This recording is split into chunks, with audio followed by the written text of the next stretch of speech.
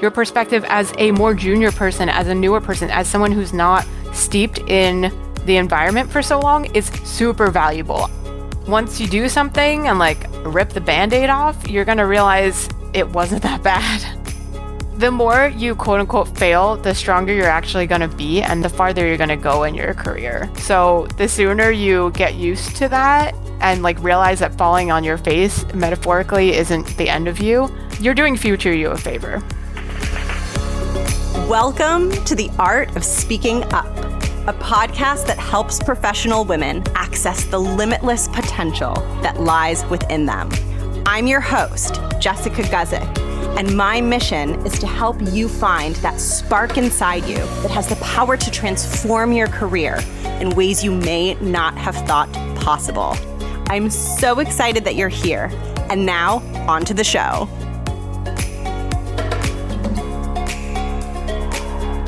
Welcome to the show. Thank you so much for tuning in. I hope that your week is going well. I'm Jess. Hello. Hi. We probably met before, but if we haven't met before, if this is your first time tuning in, I'm the host of the show, obviously. I don't know why I'm getting so giggly.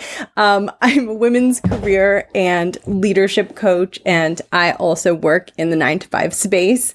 And I'm really excited about today's interview with Cynthia Pong. Cynthia is a career strategist who supports women of color, and she also started her career in the legal field, in more of the 9-to-5 world. And I got to talk to her all about how she supports her clients and about her career advice for you and about her own experiences going through cycles of failure in all phases of her career and learning from those and strengthening herself. And this discussion is filled with so much juicy stuff, but I think one of my favorite things about it is just how open, honest, and raw Cynthia is, both about her own experiences, the things that she struggled with, and the lessons that she took from those things that she now helps her clients move through, and also some of the challenges that her clients face in the workplace, things like microaggressions and unhealthy work environments. And you'll hear so much advice in this episode, both mindset advice on how to build the kind of confidence that can sustain whatever it is that happens to you. She talks about, and we talk together about this idea of like fragile confidence versus sustainable, deep, lasting confidence, which I think is so important and doesn't get discussed enough. And I also ask her for lots of tactical career tips on things like how to stand out as a thought leader and, tips and tricks for negotiation. So you're going to find a lot of good stuff in here. And I'm really excited for you to meet Cynthia. This was so much fun for me to listen back to. Quick announcement before I cut into the interview. Come join me this month in the free Facebook group if you are interested in hearing me talk about stage fright. Stage fright is a topic that, for better or for worse, I have a ton of experience in. Both the highs of getting past stage fright and being in the aftermath of courage and feeling so proud of myself, and the lows of being really scared, debilitated by anxiety, feeling horrible, so horrible. But I learned so much through those experiences, and I know that this is something that a lot of women struggle with. It doesn't get talked about enough. It can be really, really difficult when you're going through it. So this month, I'm doing some videos in the Facebook group on what to do, both from a mindset perspective and just from a tactical perspective if stage fright is something that is difficult for you.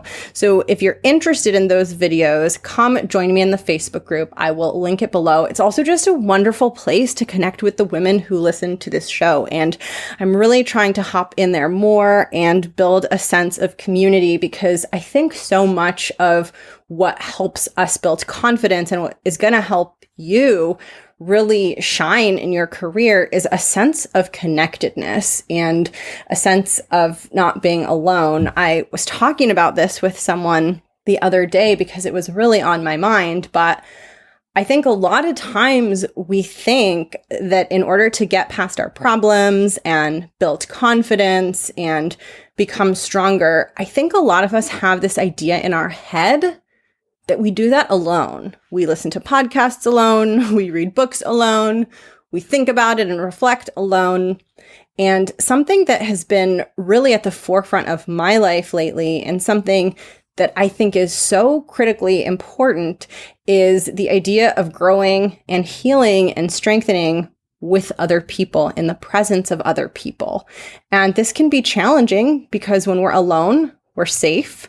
We don't have to worry about anyone judging us. It's a very low risk thing, right? Like listening to a podcast or reading a book there's not much downside risk there. You just do it. But as soon as you open up to other people, that can feel scary.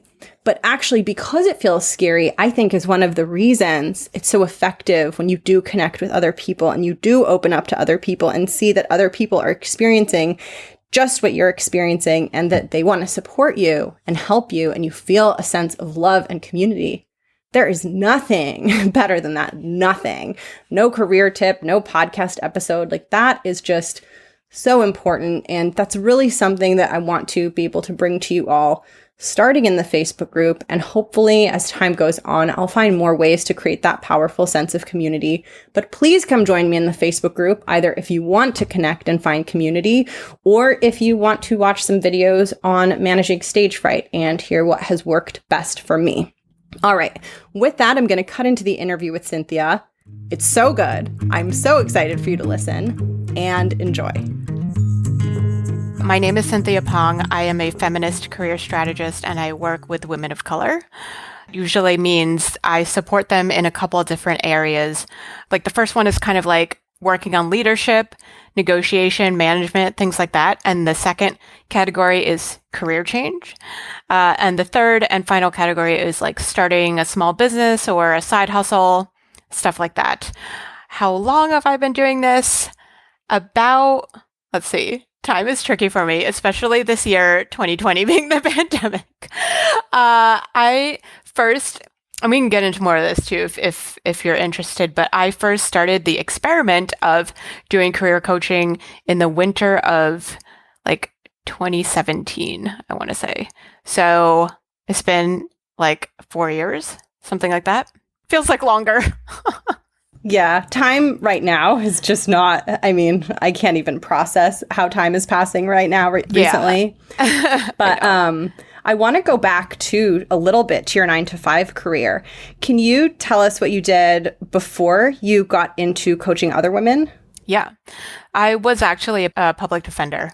So I was a lawyer. I still am a lawyer technically, but I don't practice. And I represented clients who were poor people of color from the Bronx, accused of crimes. So I would be appointed to their case and represent them from the first time they saw a judge all the way through to if there was a trial or whatever else happened to end and resolve the case. That was my job, and it was my dream job. It was the one that I really set out to do. But unfortunately, I started burning out of that about halfway through my time. So 3 years in, I started burning out and ultimately left that whole world after 6 years. So that was my experience. Not corporate at all, very much nonprofit, public sector work. But, there's a lot of kind of common themes and challenges that, cross that kind of distinction. That was basically what I did in a nutshell. And in terms of common themes, going back to that idea, I love talking about early careers on this show. And I love talking about what was hard at the very beginning. What were some of the big things that you ran into, either mindset-wise or just kind of navigating? Yeah, so I would say it took me at least a year to gain confidence doing what I was doing. I was so nervous at the beginning.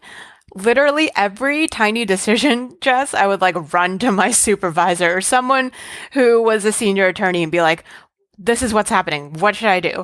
Or I just said this. Is that okay? It was pretty bad.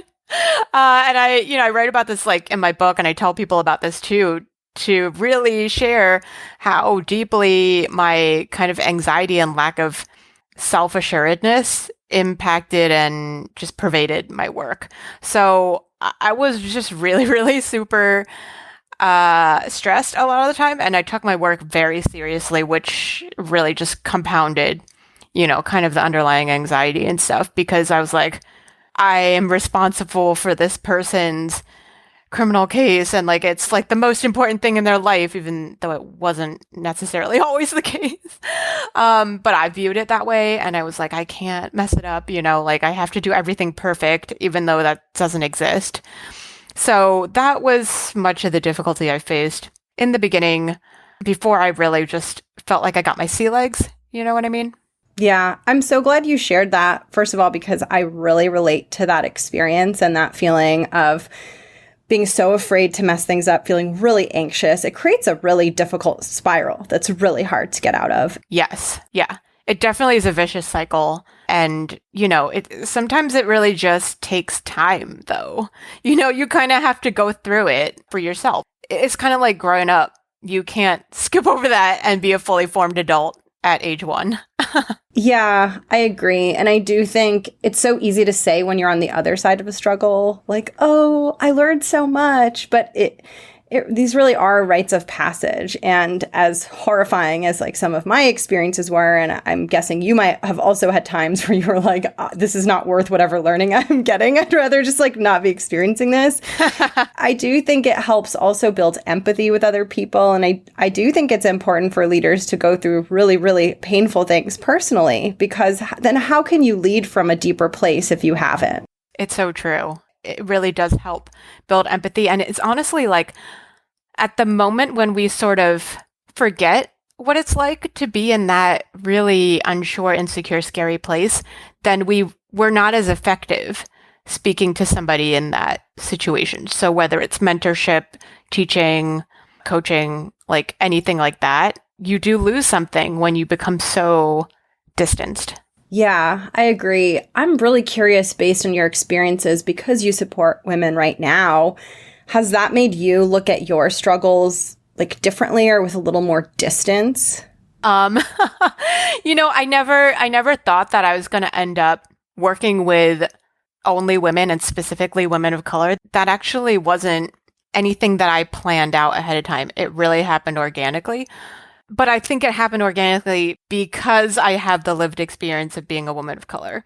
So they're definitely very interrelated, but it wasn't something I set out to do. And of course, what makes me good at what I do is because I can relate on that level. And more importantly, I guess my clients can relate to me on that level.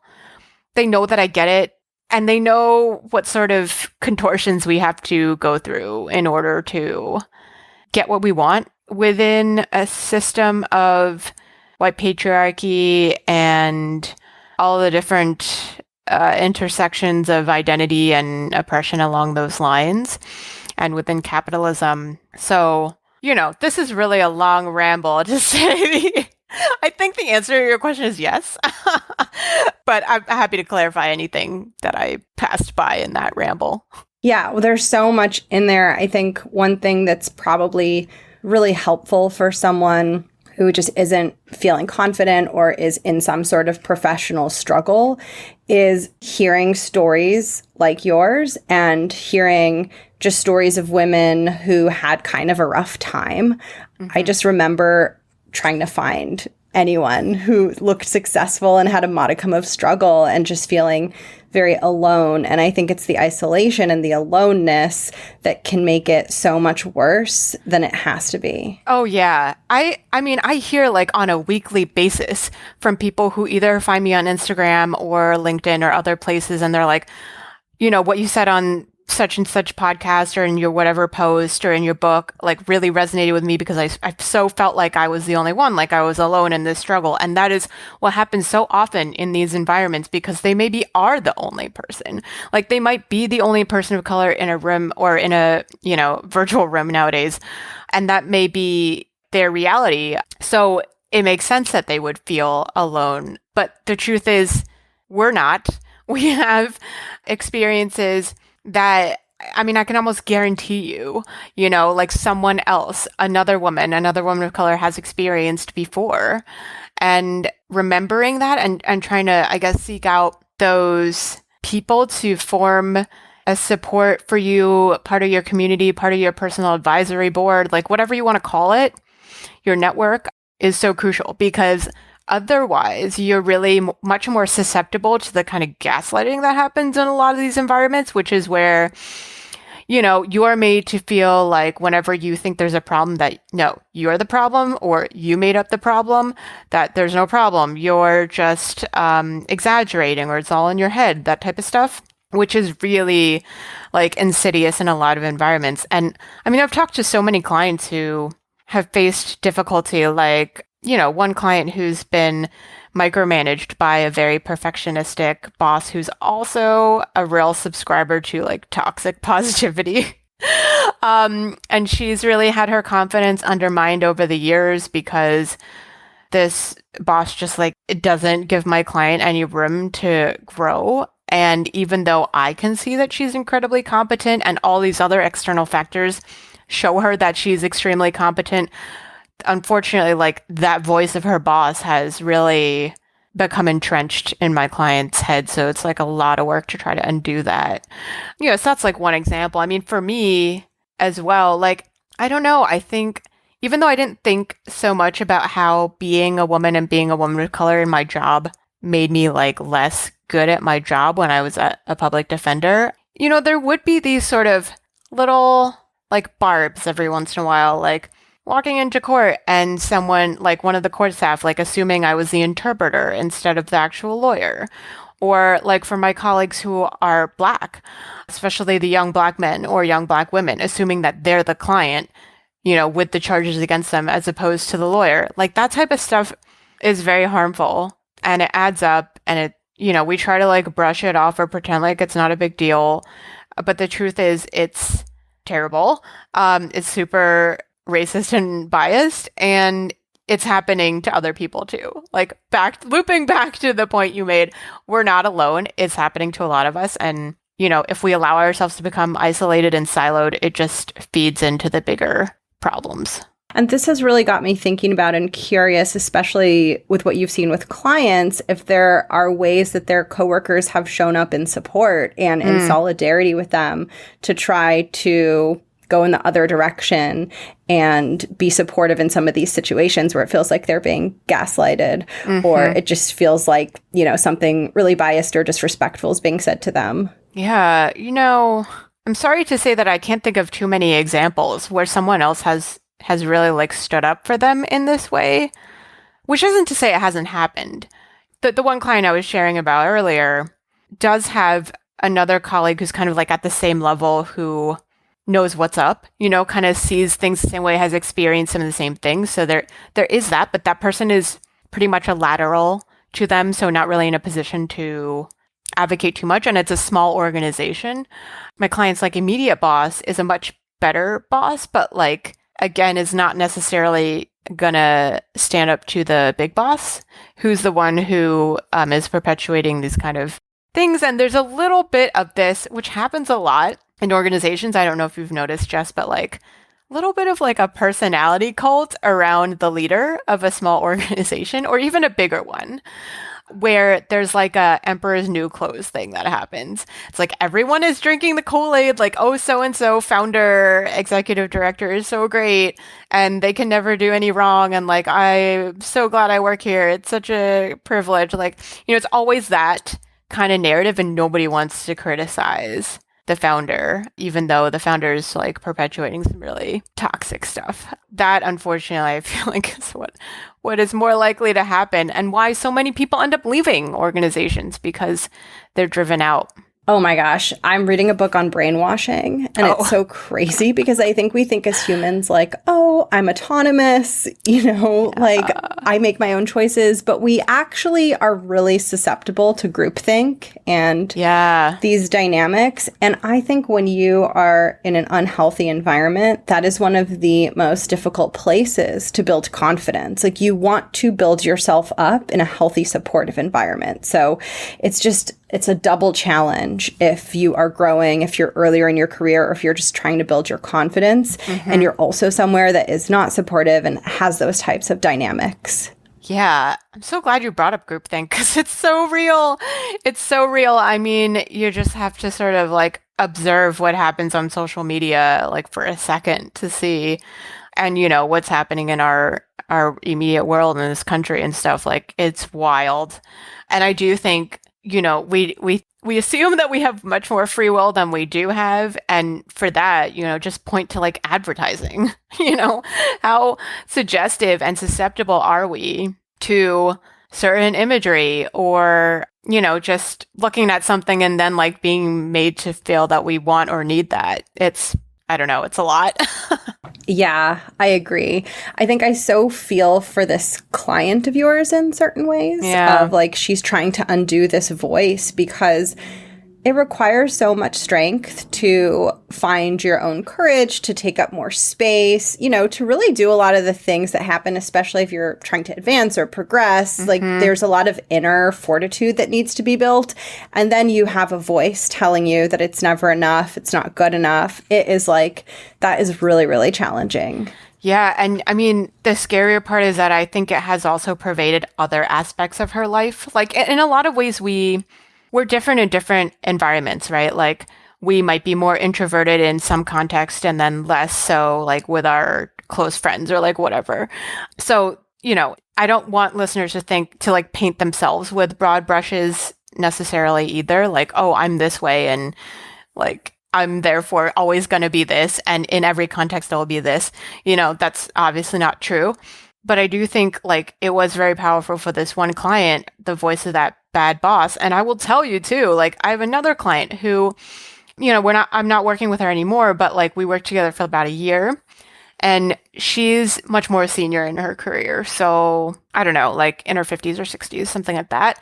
And is in these executive positions, but still didn't see herself as a leader because she has had a string of bad bosses, or maybe it wasn't even that many. It was like 3 maybe over the course of her career, but because our brains have a negativity bias, like they would always just go towards those examples. And she would then attribute the most recent toxic boss, like that kind of behavior, to the new boss, who was much better, still problematic in some ways, but like she would kind of just assume that this new boss was going to act and respond in the same ways that the old toxic boss would. And that would cause her to hold back or second guess or have just, anxiety about how she was conducting herself.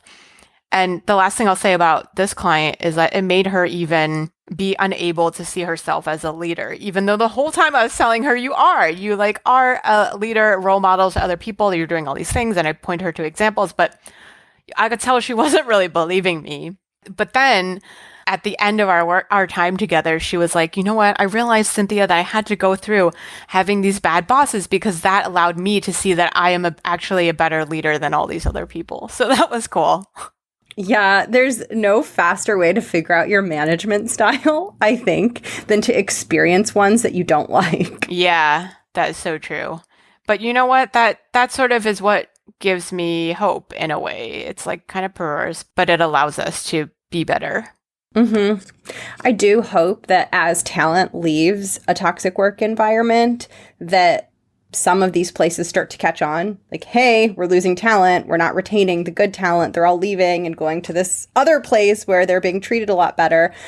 That obviously has not been happening at a rapid pace, I don't think. But I'm hoping that could be a shift that happens sometime in the near future, because I don't think people want to live and work in the same way that, our entire kind of corporate work culture has been built on. I think we are all ready for change. I hope. I mean, I am. I know. Well, I do think that folks who are younger than me, like I do think millennials and Gen Zs, like with broad strokes, of course, do tend to not take any shit. Like in the workplace, I see people being just way more like, I'm not going to be loyal to an organization or an institution that doesn't care about me, and voting with their feet and leaving. So I actually am quite hopeful in terms of that it will cause organizations to be better. So we'll see. I agree. And it's like that thing you mentioned about kind of like drinking the Kool-Aid it's really hard. Like when someone's in a position of power, it is really hard to figure out how to navigate that. Like if you fundamentally disagree, it's like, that's not an easy situation to figure out a way out of besides just leaving. No, you're right. And I think part of my view about being like, I'm not going to take this and like, I'm going to speak my mind and stuff is very much because I used to be part of a union. When I was a public defender, we were unionized, which seems so bizarre because lawyers and unions don't seem to be like a thing, but we were, and I'm so grateful that we were because it provided me with, and all of my colleagues, with that level of protection. Like we knew we couldn't be retaliated against, like our union would stand up for us and all this stuff. And yeah, but unions are less than 6% of the workforce and probably even less by now. That stat is probably out of date. So to your point, you're exactly right. It is very hard. So we'll now get into, I think, the thing that helps everyone feel empowered to make whatever choice they want to make in their work environment, and is also just a really useful thing, which is confidence. And it's something that a lot of the women who listen to this show are in this process of building and creating. And I wanted to hear a little bit of your perspectives. First, just how do you define confidence in a professional setting, either personally or with your clients? This is a very timely question because I actually just did a LinkedIn Live. I do these weekly live shows on LinkedIn on Wednesdays at 2 p.m. Eastern, and I like address topics by request. So this was actually a popular topic, and I talked about it last week. And people are like, how do I strengthen my confidence, especially with respect to coworkers, supervisors, and in networking?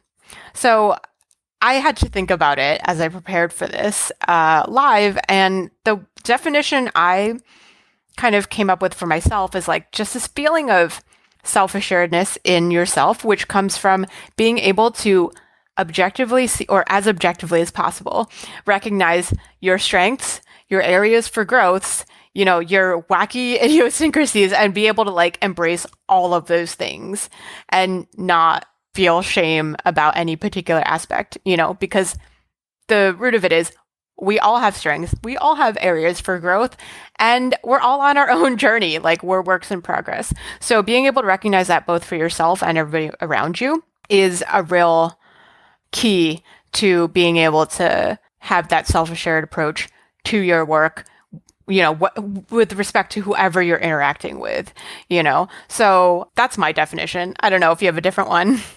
I love that so much. I mean, my definition morphs constantly, but I think always something that's always been in my definition and that's in yours too that really resonated with me is just confidence is about looking at your weaknesses too. And I just like really think a lot about being in the bad feelings, the negativity, all of those things.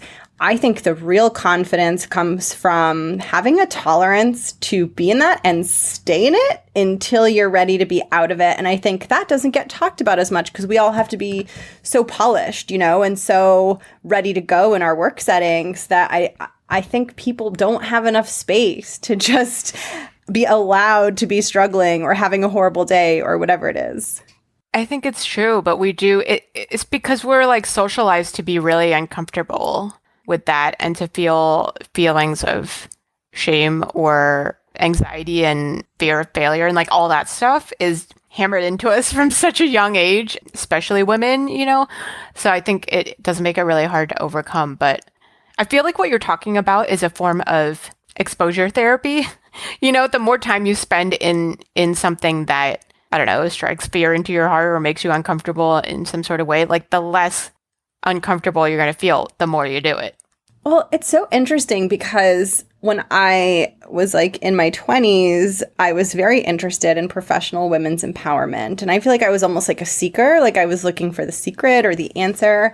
And I remember feeling very dissatisfied and almost ashamed when I would go to a workshop that was like, well, this is how you be confident. And I was like, but I feel like really anxious and afraid. And I like this advice doesn't apply to me. And it just made me feel like, am I the only one experiencing this? And I think that it's really important to be in that and to allow that and to know that you can get through very difficult things. It's not just about like getting it right or sounding perfect on the first try. And I know that sounds so absurd, but I feel like that's what's presented a lot of the time. Yeah, we have in this culture, I feel like we have a very weird obsession with perfection, quote unquote, and everything looking Pinterest perfect or whatever. But it's not real. It's not real, and it's not how we learn, and it's not how we grow. So if we're genuinely interested in learning and growing, that's not the way. I feel like if you're going to try to get things right on the first try or whatever, one, you're going to wait way too long before you actually come out with the thing. But two, you're kind of like building a very fragile facade. And I guarantee you it's just going to come back to bite you later. And I'm sorry to be such a negative person about it, but it is, because you're not building a real foundation. Like the image of like trying to build the front of a building with like eggshells comes to mind. You know, it's going to crack at the first real challenge to it. So you may as well just, you know, get used to, like, the more you quote unquote fail, the stronger you're actually going to be, and the farther you're going to go in your career. So the sooner you get used to that and like realize that falling on your face metaphorically isn't the end of you, you're doing future you a favor. Did you ever have moments where you felt your own fortification happening? I don't know if I felt this at the time, but looking back at my public defender career, I know that I did really need to mess up like a bunch of times and make a whole lot of mistakes before I gained experience, you know, and then gain the perspective to be able to really be confident and not just falsely confident, you know, not projecting or performing something that I didn't genuinely feel inside.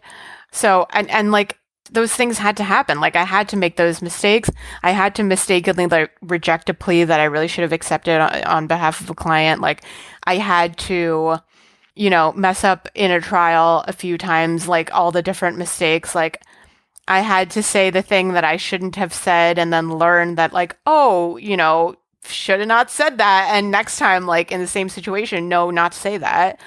There's really no substitute for doing those things. And, you know, like, I don't know why I keep going back to egg metaphors, but you do have to break some eggs to make an omelet.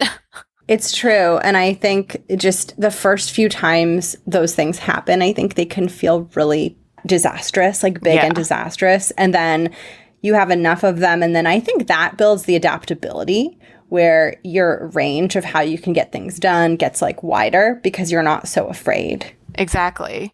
And, you know, lest people think I'm super callous because I'm like comparing making these mistakes, which really did have, in some cases, negative influence on my clients' cases. Like, I also do, because I also have a lot of clients who are like, they don't want to mess up because they don't want to like let down the team or quote unquote ruin the project for everyone or like hurt clients or hurt the organization, the mission, like all this stuff, right? Because we always, as women, we're always like putting other people and other things ahead of ourselves. Or that's how we're socialized, you know?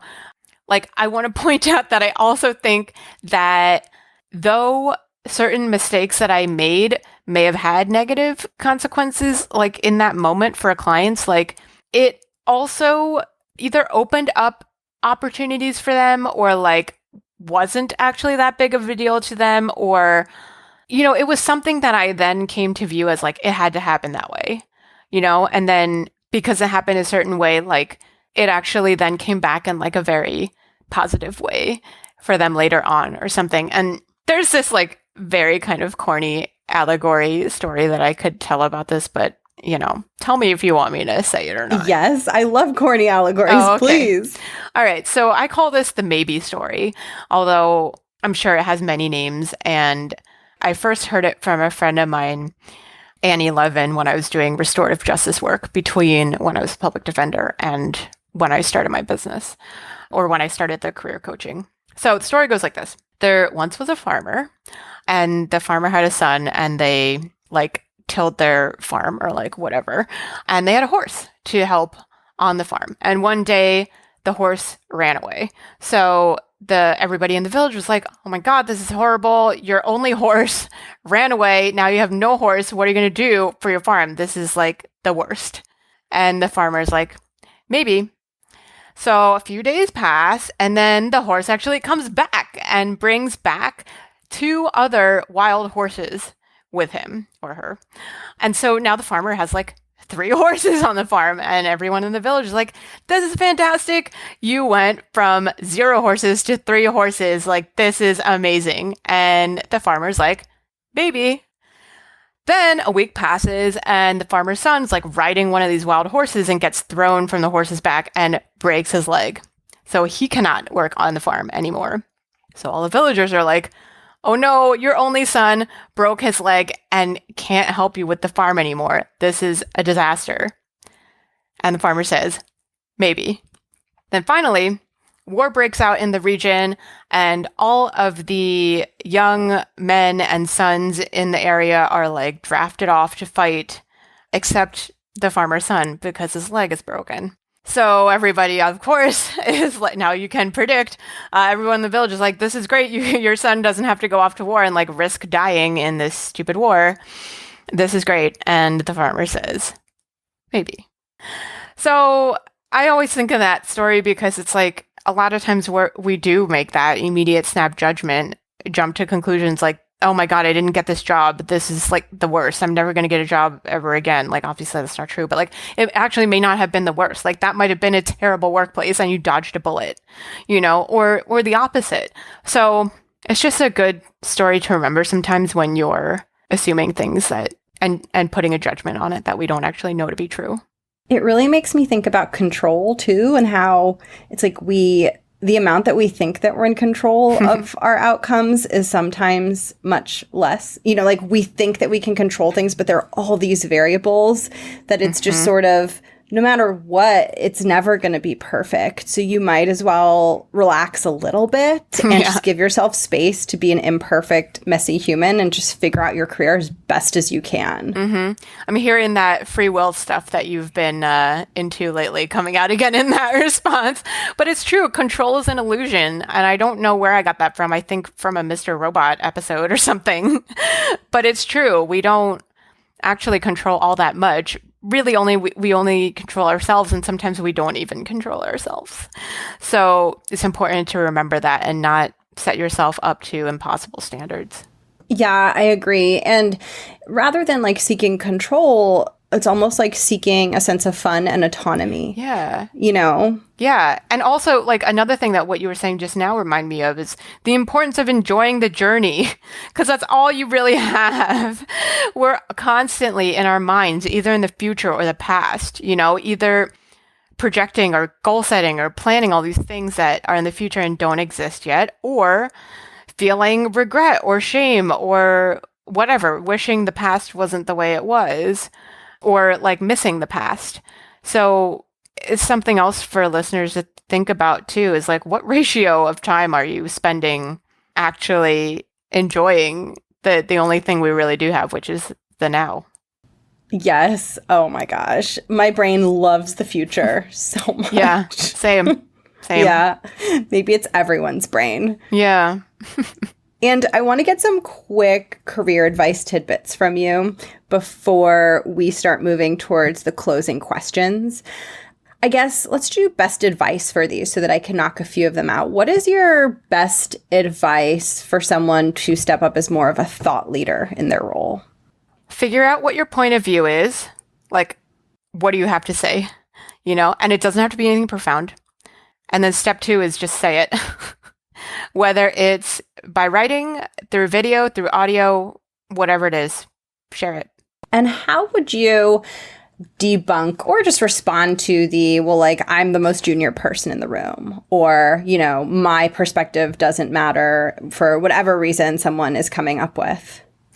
Oh, I mean, first of all, question how much you are buying into the hierarchy that's around you. Sure, the hierarchy may exist, but don't conflate that with people's value or relative worth.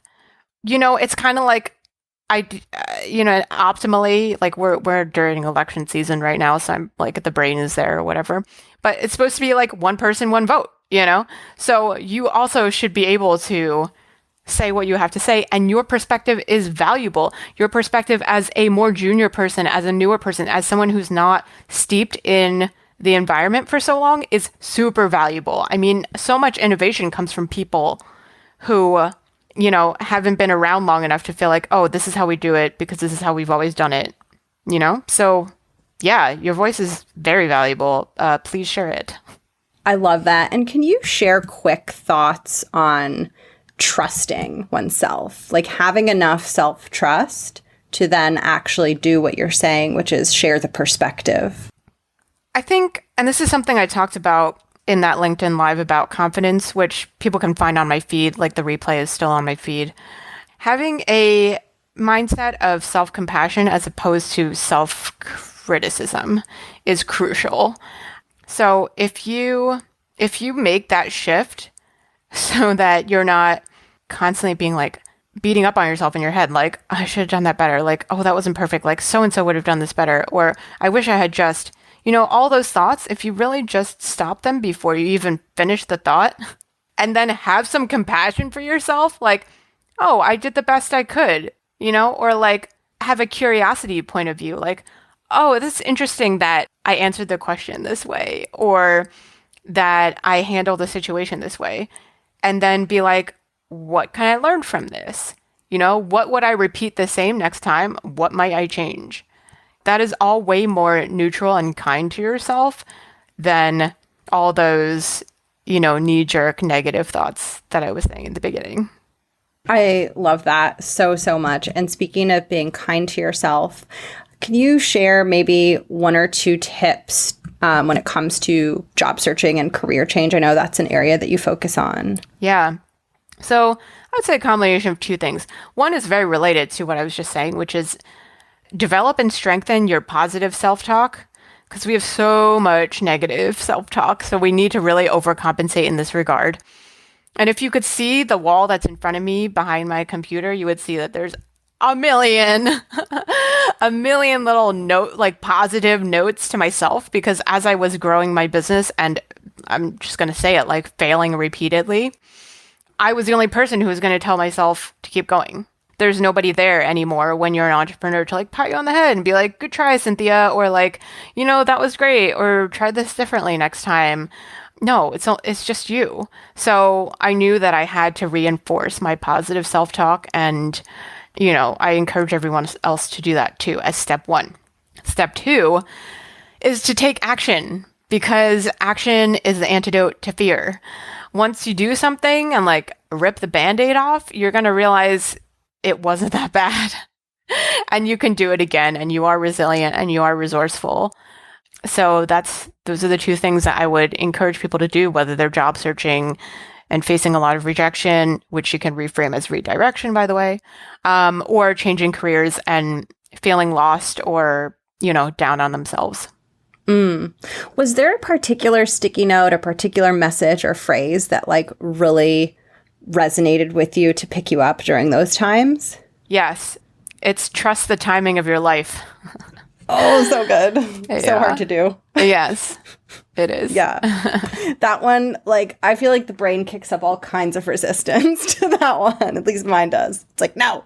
Well, you know what? I'll give you a bonus one for the people who are more like granular and feet to the ground, which is really me anyways.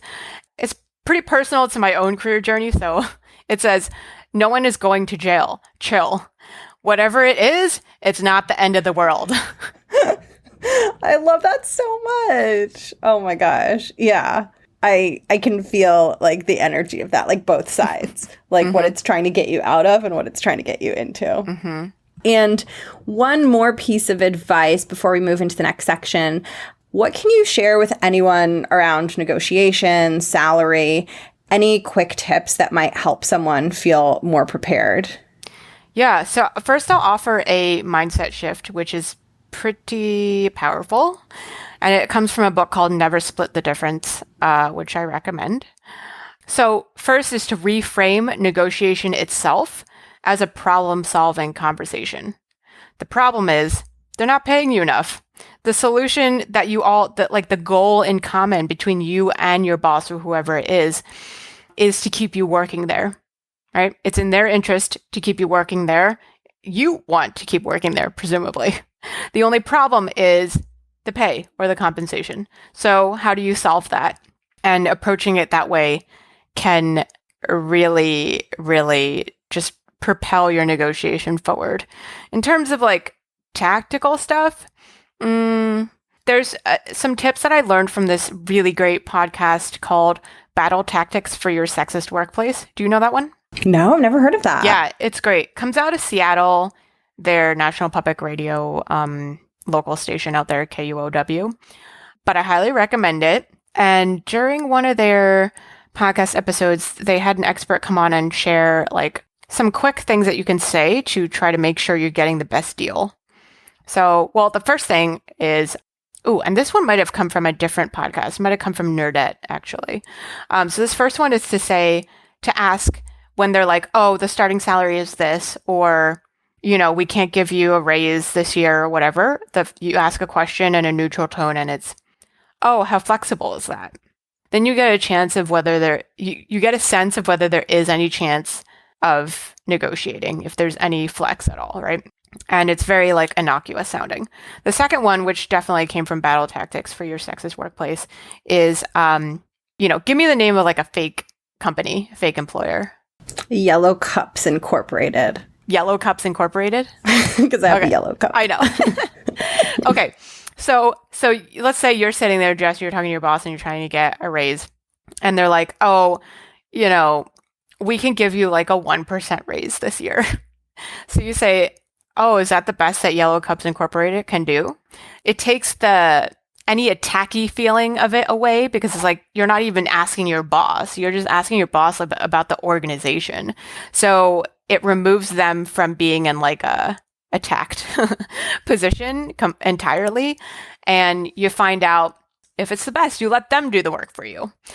So I would say those are two phrases that you can use. How flexible is that? And is that the best that such and such company can do?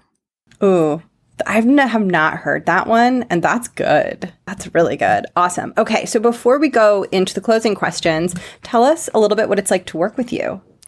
Sure. Well, I don't know if this is the answer you were looking for, but working with me is kind of like getting a loving kick in the pants that you knew you needed.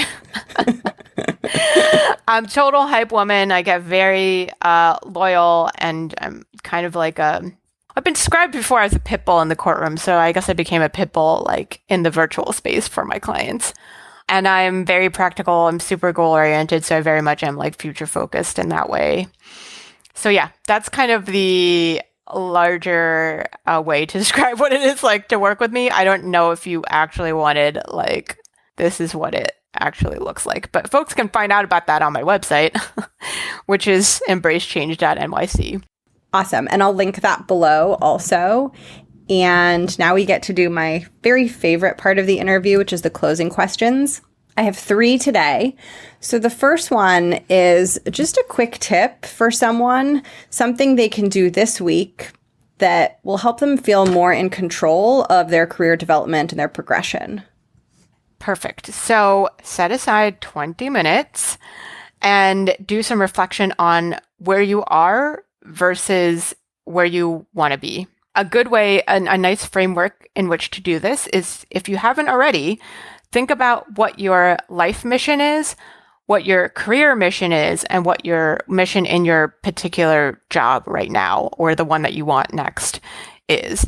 So those are all kind of like, one fits into the other. Like what your mission is in your job should fit within what you want to do in your career, which should fit within what you want to do in your life. And those may seem like big questions, but they're worth thinking about just to make sure you're going in the right direction. And I talked a lot more about this in a past LinkedIn Live too. So if folks want more direction on that, check that out on my LinkedIn feed. Awesome. That made me curious, like if you are working through something like that with a client and they're in kind of a space of like, I don't know. Mm-hmm. Is there any kind of like little step to help someone who's like, that feels like a lot and I don't know what my mission is? Yeah, I would suggest starting by, you could do an audit. What you could do is pay attention to like a week, any particular week, and like get a journal or a piece of scrap paper or like open up a document, whatever it is, and just write down every time that you feel happy or you hit flow or you're like really into something. And by hit flow, I mean like, you get so absorbed in your activity that you lose track of time type of thing. So note down when you feel those positive, like high points. And also you could probably more easily state like what you really didn't like doing. So I would look at those two and sort of compare and then see what patterns there are. And then think about like what impact you want to have, and it's also totally okay to be like, I only want to work so that I have money to put food on the table and have a roof over my head. Like I've had clients who have this utilitarian point of view about work, and I fully support it because we live within capitalism and we have to survive, So for this one past client, she's like, I don't really care what I do. I just want to have money so I can do what I want to do on my own time. And I was like, respect. And so that's what we did for her, and so I want to make clear that that is also completely acceptable.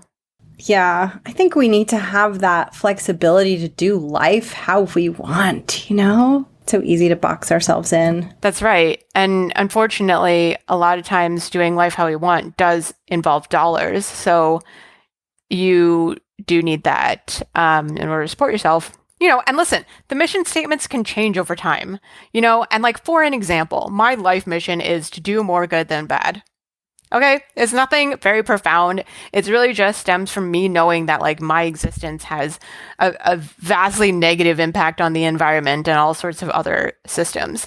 And so I feel like I'm constantly working to pay off that debt. Within my career, my mission is to like move the needle on racial justice and social justice beyond that.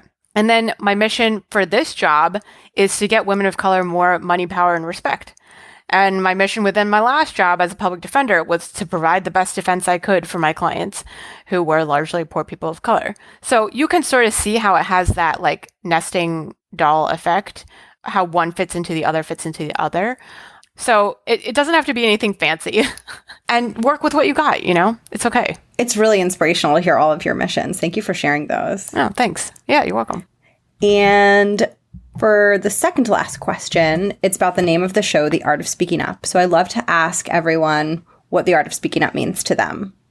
Yeah, so it made me think about art as opposed to science of, because if you thought about speaking up as like a hard thing, I would have to say, yeah, just always speak up like all the time, just do it.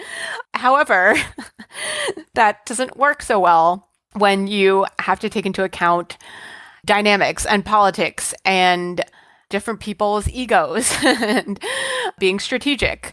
So I feel like that's where the art comes in. Like you have to weigh whether it's worth speaking up at a certain time or how to do it or how to phrase things, the tone to use. To me, that's all, the calculus that we have to go through in the art of speaking up. Although the bottom line is, a thumb on the scale for speaking up in general for women, And for the final question, this was inspired by what inspired the show, which is this time in my career where I was struggling and I felt very alone. And I always give this last space to the guest just to speak directly to anyone listening who's either in a difficult spot or looking to feel more confident, more strong, more empowered in their job.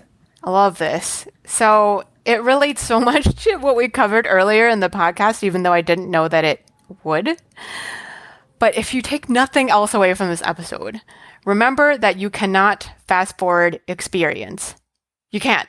And I learned this when I was in public defender camp, or it's not actually called that, I just call it that. But I went to this 2-week training when I was a public defender, like 3 years in, to really learn how to do trials. And somebody said that, and it was one of those moments where my mind was blown, And I've always remembered that to reassure myself, to reassure people around me, my friends, people who are younger than me and more junior in their career. Like, don't be in such a hurry. It's okay. And I write about this in my book on career change too.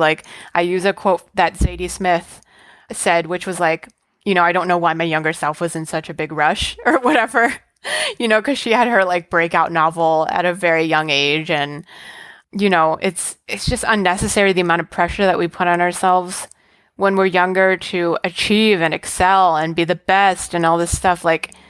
It's okay. You can chill a little bit, and please try to enjoy the process of learning and growing, because really, in a way, that's all we have. I love that so much. Thank you so much, Cynthia. You're most welcome. Thank you so much for tuning in. Right? Like when I say it's good, it's good. It was so much fun to hear Cynthia talk about things, and I just appreciated how she was so transparent, so raw and unfiltered. Thank you, Cynthia. But also, like, I loved the lightness and the humor, and it was just such a perfect conversation. Below, I'm going to link Cynthia's website and her LinkedIn and also her book, as well as her social handles so that you can reach out and get in touch with her. And a special thanks to Cynthia for coming on the show and being so open. I know it was so helpful for me to hear what you had to say, and I hope you, the listener, enjoyed our conversation. If you are interested in getting in touch with me, I will also put my contact information below. If you are wanting support for your professional development and your career and you want to work with me one-on-one, you can check out my website in the show notes, or feel free to reach out to me if you have questions or just want to say hi. And join me in the Facebook group. I will be talking about stage fright there this month, so I definitely recommend watching those videos if stage fright is something that you struggle with. I know that it can feel like so horrifying. Trust me, I know. I really know, I promise you. But your brain might like totally reject this, but it is a solvable problem. It takes time, and you have to just like keep showing up for it, but it really does get better. Like where I started at the beginning of my career, like the level of fear and anxiety I had has gone down by such a huge margin. And there's a part of me that like still thinks it's so bad, and then I remember it's not as bad. And there's just like this sense of relief, and it just keeps getting better and better.